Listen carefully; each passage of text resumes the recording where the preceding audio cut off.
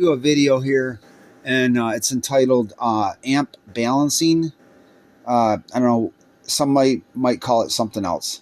So this is in regard to balancing out your L1, which is up here, L1, L2, and this actually comes from the grid. And I have my air conditioning running.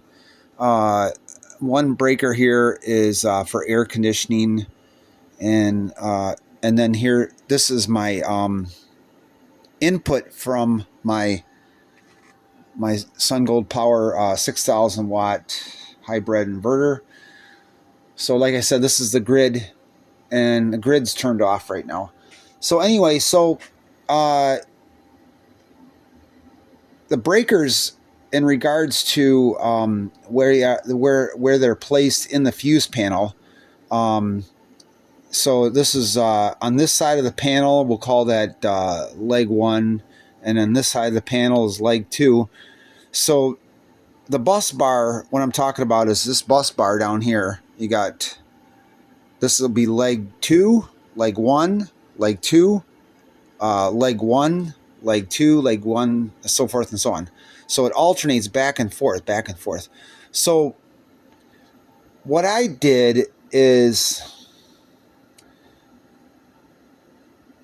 I tried to figure out which one of these breakers, how many of these breakers are drawing the most amount of amps. And what I'm talking about is, let's just say this 20 amp breaker right here is running the refrigerator. So you want a refrigerator and maybe a freezer, if you got a freezer, and also a kitchen plug, like you want to plug your coffee maker. So every other breaker, so like let's say this one here is on leg 2. So you got leg 2, leg 2, leg 2 up here. So every other breaker is leg 2, and this is leg 1. So your high amp breakers, you want to try to put it on leg 2 or all on leg 1, your high amp stuff, like your freezers, refrigerators, coffee makers, things like that.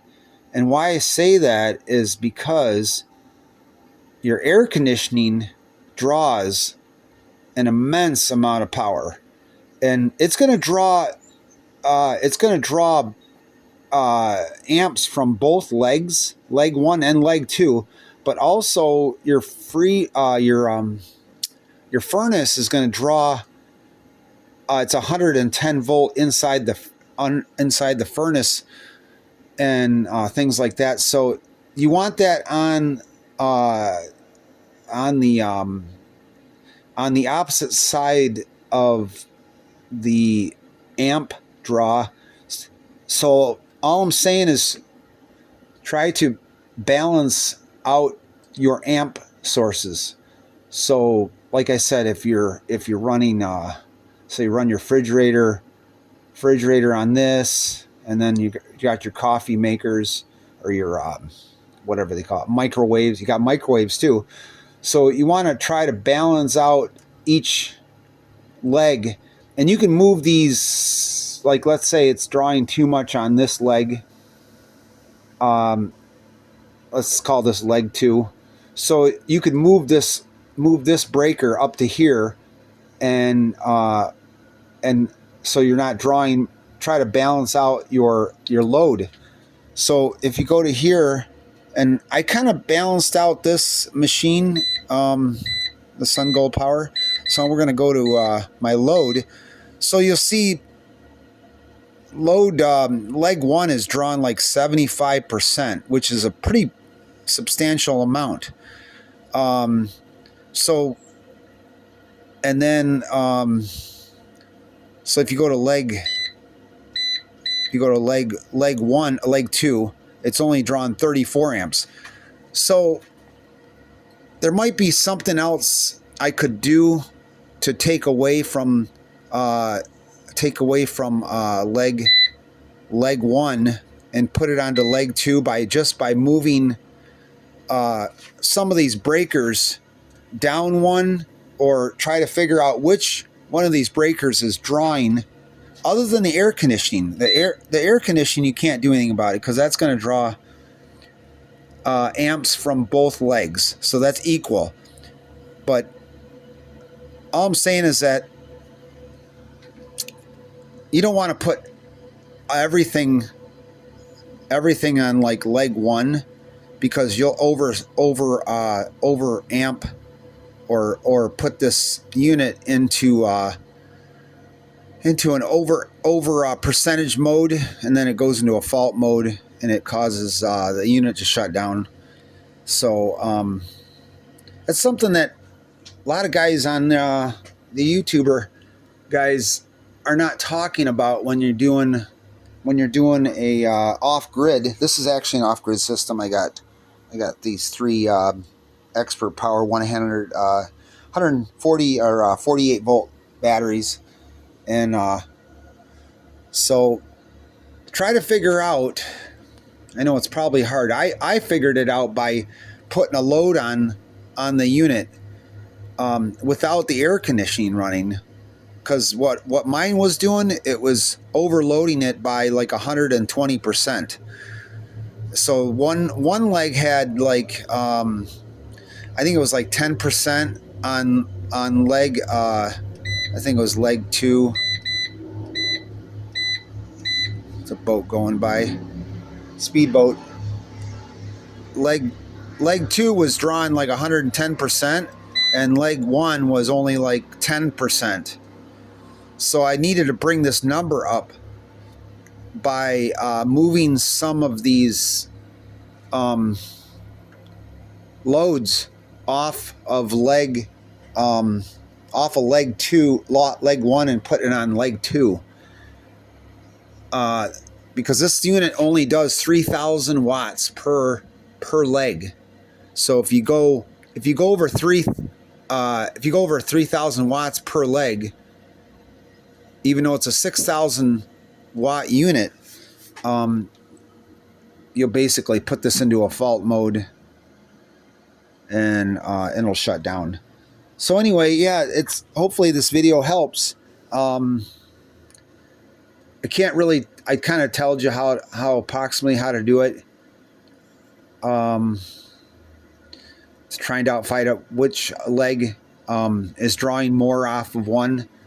And you can move these, you can move this, like let's say this one's moving, making like 20, or let's say it's drawing like 20 amps, which is a considerable amount.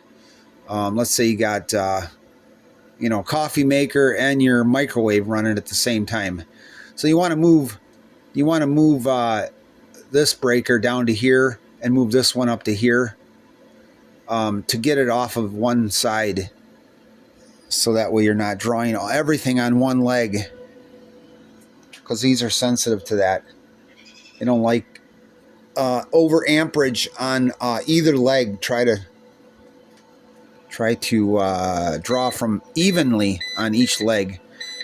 I could probably do something better on this. This is, like I said, this is drawing like 37% on leg 2. 76% on leg 1. So there's something in the house that's drawing more amps. Actually, this fridge, you'll see this bed garage light is off of leg 2. So you see this drop. I just turned the lights off, so they're coming off of leg 2. So you could move the lights in the garage from leg 1 and put it over on leg 2. So you could do, let me show you here. I'll turn these back on. So we're drawing considerable amount of amps. So we're going to see which one is drawing all the amps on this. So we're going to do a switch off the breakers here. So it's probably going to be one of these up here. Nope.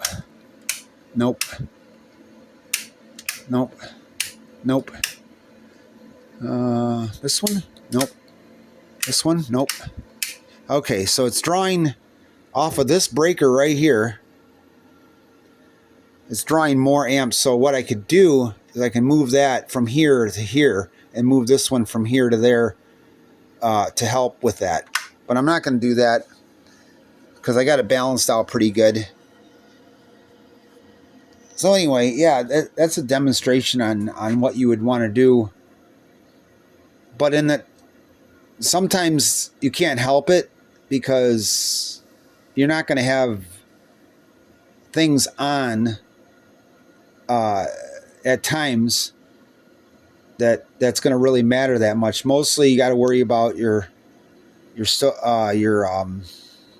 microwaves, your coffee makers, toasters, and your refrigerators, freezers, things like that. Stuff that runs quite a bit. Usually, refrigerator, freezer, things like that. You want to try to put them on opposite legs, so that way you're not drawing more amps. So anyway, I hope this helped. So yeah, my system here, I have up on the roof, I have 20 395 watt panels that comes into this box right here, and this is my shut off. And then I have the grid. Actually, I took this breaker out right here. This actually is the input for the unit when I want to charge the batteries off the grid. If I do want to charge batteries off the grid, try to do it at nighttime during off-peak times. That's another thing that's handy. Or that another little tidbit of information you want to. During off-peak times, we're only getting charged 13 cents a kilowatt, where peak times is, I think it's like 26 cents a kilowatt, which is ridiculous for Michigan. Kentucky is, I think, 8 cents a kilowatt. Every state's different. So yeah, anyway, this is the input for the breaker. I took that out just for demonstration, to show you the bus bar down in here. So yeah, I got 20 panels. This is a 6,000 watt inverter. Works pretty good. Didn't have too much trouble with the BMS plugged into. This is for the BMS right here. It goes down to one of the batteries down here. That's why you'll see right there. Oh, you can't see real good, but right in here, there's right around the battery symbol. It'll blink. If it's communicating with the battery, this will blink around the battery. So that's important. I don't know if you can see that. The camera's not going to pick it up, but trust me on that. And then I have these three 48 volt 100 amp hour batteries. So I got 300 amp hours at 48 volts that's running to my inverter, and I'm not pulling any. Right now it's nighttime, or it's after sundown, so you're gonna see the my watts coming from my panels is basically zero.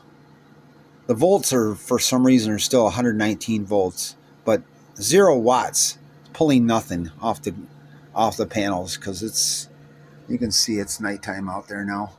We're not pulling anything off the sun. It kicks pretty good though when the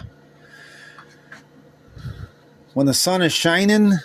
I'm pulling. Sometimes I saw like 5,000 to 6,000 watts.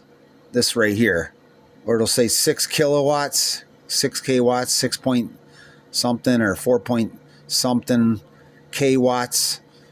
It's pulling quite a bit of energy from the sun, and it works pretty good when the sun's out. And as far as like the air conditioning is concerned, we had this unit running a whole day when there was no sun, and I was able to run my air conditioner like at like 50%. And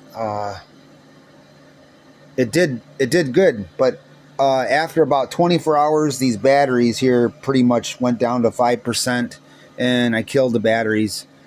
And I charged these batteries at